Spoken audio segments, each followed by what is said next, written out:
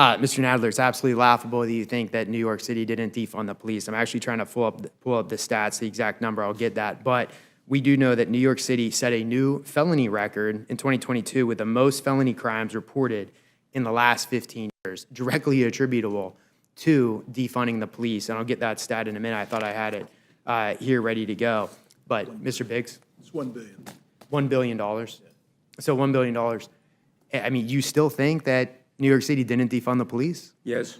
So how do you explain the $1 billion reduction in the police force? Well, I'm not a member of the city council, but what has happened on a number of occasions is various functions have been changed from department to department. For example, some mental health functions were changed from the police department to Department of Social Services, and I would assume that commensurate funding was switched from the police department to Department of Social Services, because the city council and the mayor decided that the Department of Social Services were better suited to providing these mental health services than was the police department. So you didn't cut the money from the police department. You just moved it to other departments, which I think is cutting one department to fund the other one. Do you disagree? Because in my math, if you cut $1 billion, if you cut one department and move the money to a different department because you also move a function to the other department, it's essentially no change.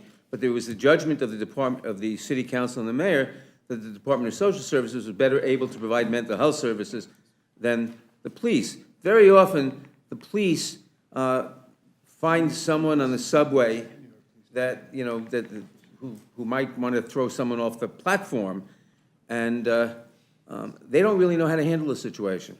I mean, they can pull the person back, but the appropriate person is someone with mental health experience that they turn the person over to. yeah, so I totally agree that we need community policing, and we also need to make sure that we have resources to those that can deal with mental health.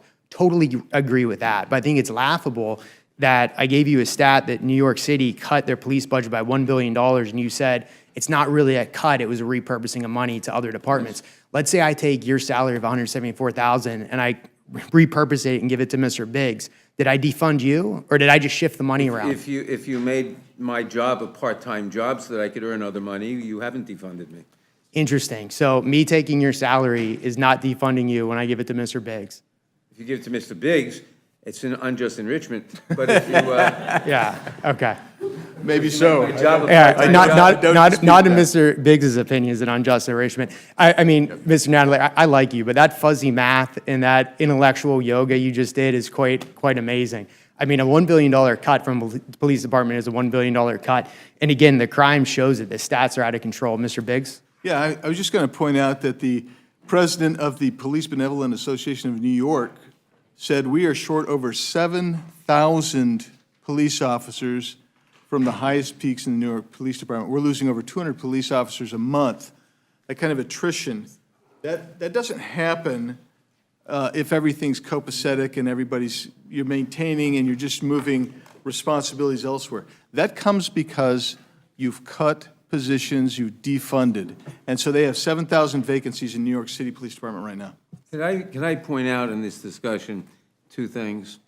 The top 10 cities on police spending per capita in 2022, DC is top at 700, I'm going to eliminate the pennies, at $752 per person, San Francisco $748, Chicago $668, New York City $663, and then we get to the first Republican-governed city, Miami $594, Boston, back to the Democrats, $574.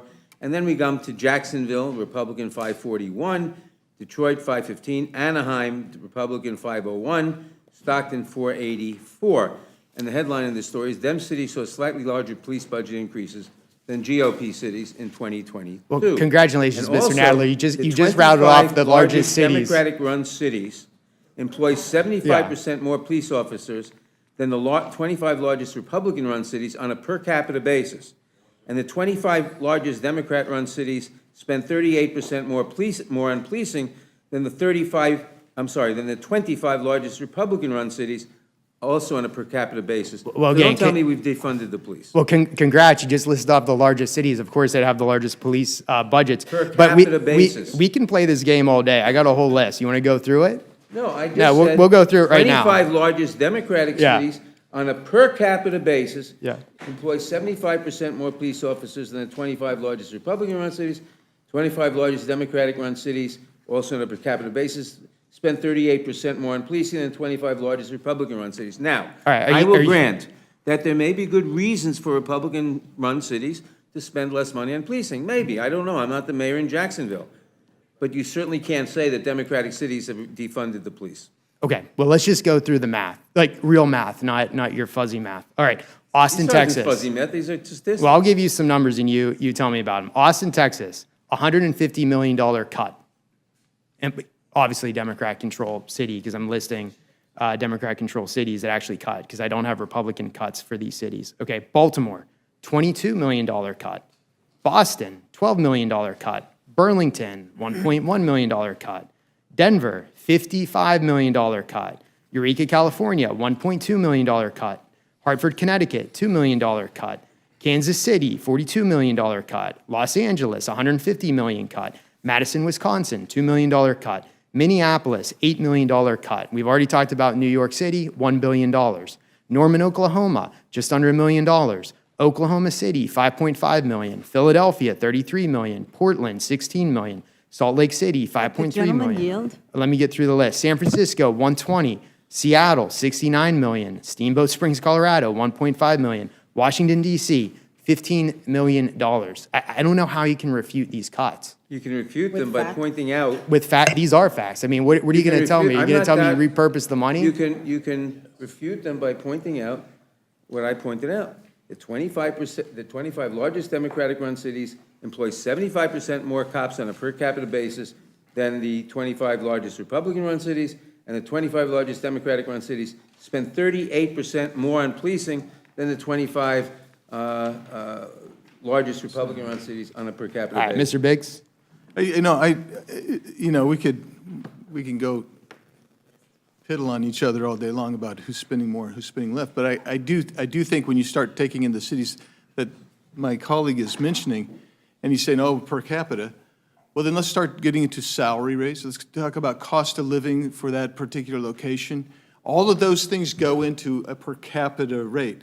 But what doesn't necessarily go into per capita is when you make a real dollar reduction. That's the serious business here, and that's why, you cut $1 billion. That's why you have a 7,000 person shortage in New York City.